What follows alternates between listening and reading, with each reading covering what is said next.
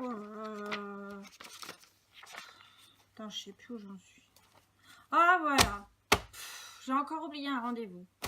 Ah, j'en ai marre. Hein. Oh, mais vous avez vu cet agenda là?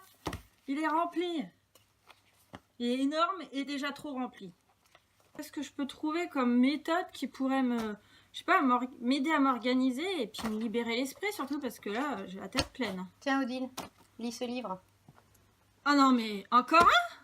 T'as vu tout ce que j'ai à lire déjà? J'en ai 50 sur mon bureau. Ah oui, mais celui-là, c'est le premier par lequel tu devrais commencer si tu ne veux plus rien oublier.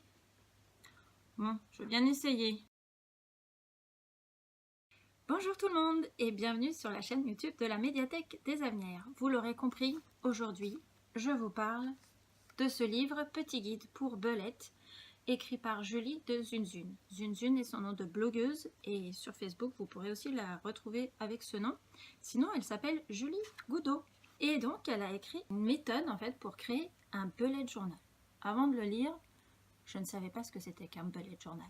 J'ai suivi les conseils de Laetitia et je l'ai lu en premier. Et là, révélation.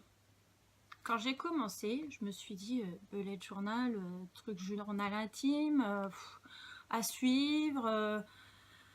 Je suis pas assez rigoureuse moi pour suivre un journal comme ça. Déjà un agenda, parfois c'est limite. La preuve, j'en oublie mes rendez-vous. Mais alors un bullet journal, bon, du coup, je l'ai commencé. Et la préface m'a vraiment bien séduite. Petit exemple. À l'heure de la fibre, des livraisons le lendemain avant 13 h et de Snapchat, le temps devient une variable qui semble compressible à l'infini. La société moderne a fait du temps une denrée rare et parfois même inaccessible.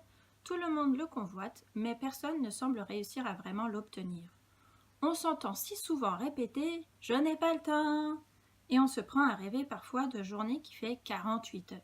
Et au fur et à mesure de ce livre, quand j'ai vu qu'en fait c'était un journal, un agenda, qu'on se crée soi-même pour nous faciliter la vie, là je me suis dit, attends, en plus si ça libère l'esprit, mais ça c'est magnifique. En commençant par ce petit guide qui nous dit comment organiser un bullet journal, parce qu'il faut d'abord apprendre un peu à organiser un bullet journal, en commençant par exemple une vue annuelle, donc un calendrier en fait, avec par exemple les dates des vacances, des choses comme ça. Vous pourrez aussi faire des suivis de certaines tâches au quotidien.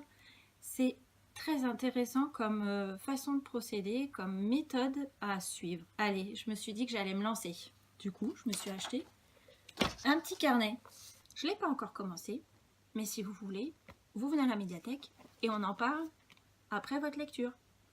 Vous pourrez donc le retrouver sur notre site internet qui s'affiche en bas de l'écran et aussi le retrouver à la médiathèque s'il est disponible. Merci d'avoir suivi cette vidéo. À très bientôt les amis.